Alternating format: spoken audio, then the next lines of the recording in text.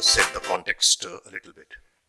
Sometime back we had during the period when webinars were the flavor of the season, we had a very detailed webinar on digitalization in the dairy, poultry and the entire livestock sector. The real background to this is that digitalization is the very big thing which is happening all across the world, and India is really at the forefront in terms of developing digital technology and digitalization, its economy and the entire system of governance. Now, a very famous speech of our foreign minister, Mr. Ravishankar, recently, where he said that today if you go shopping, you can leave your wallet behind, but don't leave your mobile behind. So this is the kind of digitalization which has happened. Well, not only has it made life very comfortable for you and me, for the vast number of farmers engaged in vocations like agriculture, livestock farming, it is turning out to be very transformative. In fact, few years back, and even now, there is a very big alarm in some parts of the world and a lot of interest in some part of the world with respect to China's Belt and Road Initiative, wherein China was aiming to build a physical infrastructure in terms of communication network of roads, ports, airports, telecommunications, etc., all across the world. And it was famously called BRI. And this initiative led into a lot of security concerns amongst nations also, that China probably would have access all across the world in terms of its mobility, in terms of trade and other things. But now India has come up with what we call as DPI, Digital Public Infrastructure. So India is the answer of a very low-cost technology and low-cost interventions, joining the entire communities and the world together, as against the highly capital-intensive physical infrastructure which China was working at. So this is the kind of background to digitalization. Secondly, digitalization also cuts across technologies, be it engineering technologies or other technologies. Digitalization cuts across all of them, and in fact digitalization would be the key to any innovation or any transformation or revolutionizing of any business or the way we run things. Unfortunately, till very recently in government and the highest echelons of policy making, people did not really understand what digitalization meant. We always confuse between digitization and digitalization. Creating an automated or electronic data, we thought that probably that was digitalization. We didn't know the difference between data and database. How just a static data would be nothing more than just an access to some information or some statistics. Whereas database and digitalization means the endless permutations and combinations that data can generate. And in the process, re-engineering on a dynamic basis, not on one-time re-engineering on dynamic basis, the way you run your business and the way you run your various processes. Thus, not only instilling efficiency, cutting costs, effective solutions to various problems and issues, real-time response to situations, and at the end of the day, a win-win for everyone across the entire production and value chain. So this is the background in which it was thought that, well, digitalization being the big thing happening all across the economic sectors in the country is something wherein poultry, livestock, aquaculture, fisheries, the entire gamut of agriculture needs to look into and capitalize on these happenings around the world. It is against this background that we are gathered here to discuss these certain very crucial interventions in terms of livestock, dairy and aquaculture sector. Initiatives have been very fine and very laudable initiatives. However, the impact of those initiatives is yet to be really evaluated. One of the first and major initiatives was what Dr. Nilesh is going to talk about. It was Information Network of Animal Health and Productivity. It's a very, very ambitious program. Well, you can call it Animal Aadhaar, an Aadhaar card for animals which would have on innumerable parameters, the monitoring of right from the health, nutrition, diet, productivity, etc., of the animals. And considering the humongous livestock population of this country, that is a real big thing. Now the issue is, challenge before us is we have created this information network. How do you access it? And after you access it, how do you understand it? And once you have understood it, how do you translate it into policy and how you translate it into action? Well, at a macro level, you may be able to do it. But how does a farmer who owns only 1 or 2 cows and buffaloes translate that information, etc., into more effective management? Dr. Nilesh is going to talk about that. Before that, many of you probably may know or may not know.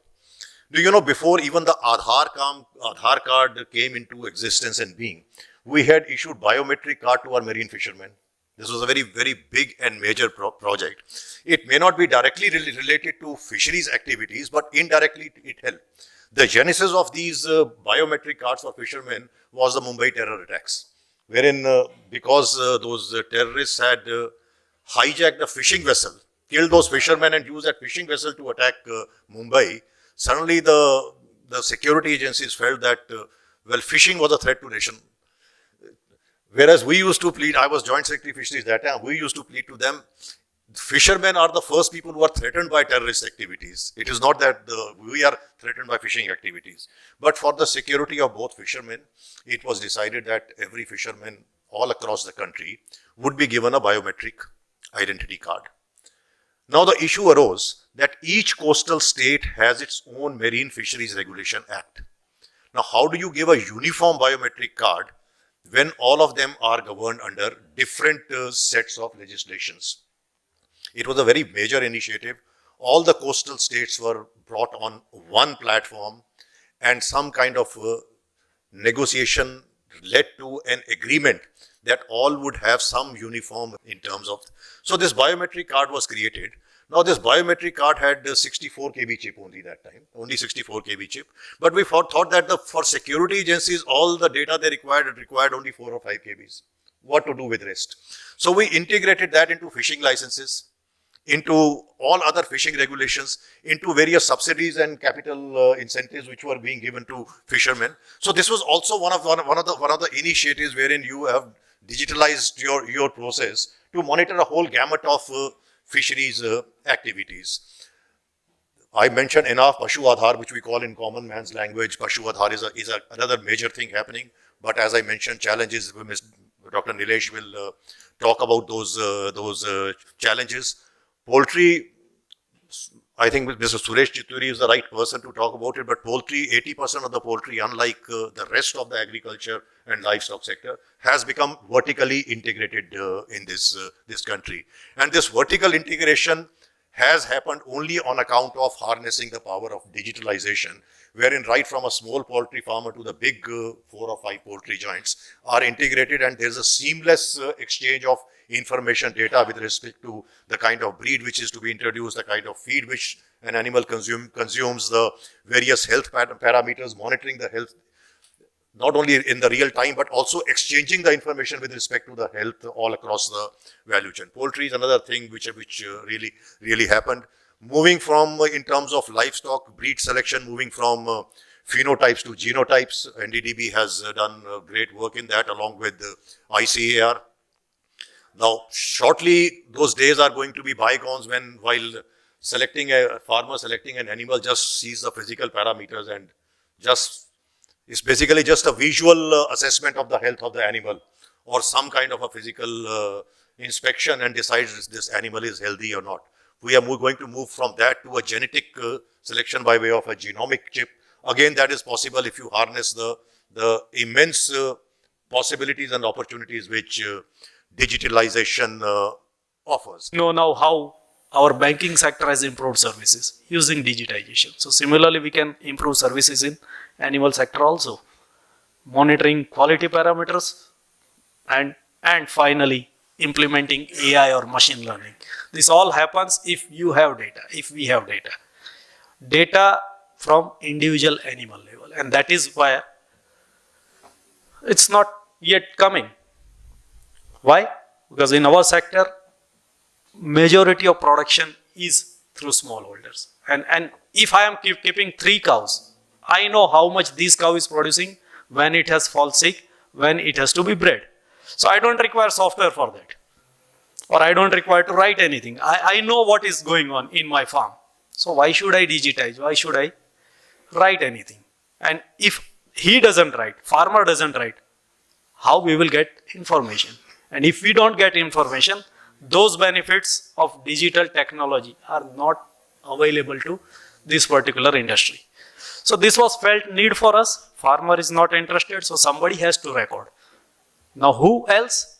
If not farmer, then we put onus on service provider who is going to farmer for giving some services. And that's how we devised information network. Information network on animal productivity and health. This is not like everybody, when we talk of enough, many farmers come, can I record my farm data? Which are big farmers, they come and ask. But this is not suitable for farm management. There are a lot of commercial softwares which are suitable for farm management. This is a network for service providers. So through which we collect information from millions of small farmers. This is based on unique ID. Yes, sir has told, animal Aadhaar. This concept we started building since say 1992, 1993. That each animal need to be ear tagged with plastic ear tag and need to be given unique identification number. Because we understood as a implementer that identity of animal is important for many aspects. And that's how we devised that, and then that concept matured in enough, and enough is now a very big database for individual animal information. The progress till now, it has facilities. So till now we could capture more than say 28 crore animals in the system in terms of registration. Animals have been ear tagged and their details are captured. It's not that every animal is recorded for everything, but at least they are registered in the system. So we know in the country where, how many animals and what kind of animals, what is age group and all those. Then like something around 8 crore farmers information is there in the system. 11 crore inseminations has been entered into the system and so on. And database is daily growing. So we have very good growth in the data. So think of power of the system when you have this information and then every service provider is using this network. Then you can really make use of this, and then finally AI or machine learning or anything can help us in improving our productivities. As sir has told, we have largest population of bovine, we produce highest milk, but we produce very less per animal. So if this database is used properly, if it is built up properly, then we can improve productivities per animal. Not only productivities, we will be able to trace what disease has occurred, how disease has origined, and how we can control this disease. Suppose somewhere there is a report of treatment for FMD. Then I know what is the origin of FMD. I can do ring vaccination and buffer that zone. And that's how we can control disease. Rather, we can predict disease because we know in this particular season, this kind of animal, what is the percentage of vaccinations here. So I can predict that this area is very much vulnerable for this particular disease. So start vaccinating. And that's the power how data can be useful.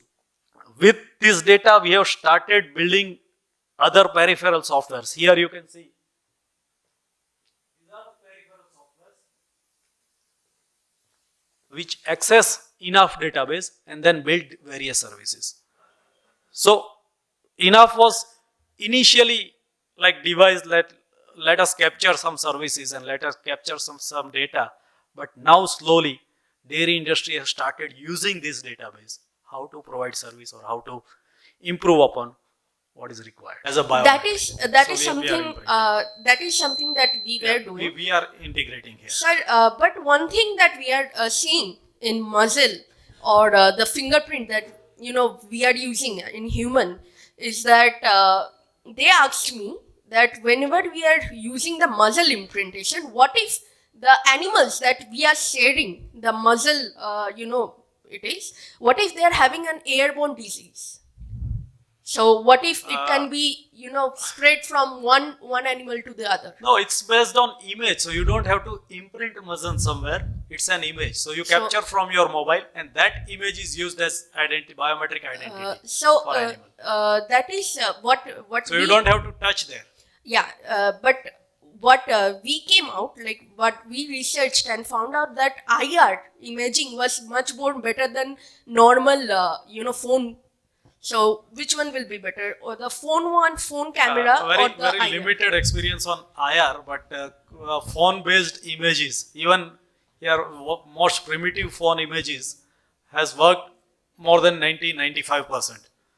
So And- once you have farmer identity, once you have this like you have information that this farmer, this area has this population of animals, then it becomes very easy to actually trace down. And another thing that another part of our presentation in that competition was regarding the ear tags. Why they are disadvantageous is that where I am coming from, West Bengal. So there is a illegal border crossing of animals from West Bengal to Bangladesh. So, sir, wouldn't it be easier for the ear tags to be tampered with? Yeah, it is. So that's why I think But it is tempered, like it cannot be replaced. Same ear tag cannot be applied to other animal once applied to this animal. It can be cut and removed. Huh. That means identity loss is there, but you cannot paste one's identity to other. So identity loss may be there. Sir, don't you think in the border areas we would much rather implement the muzzle system?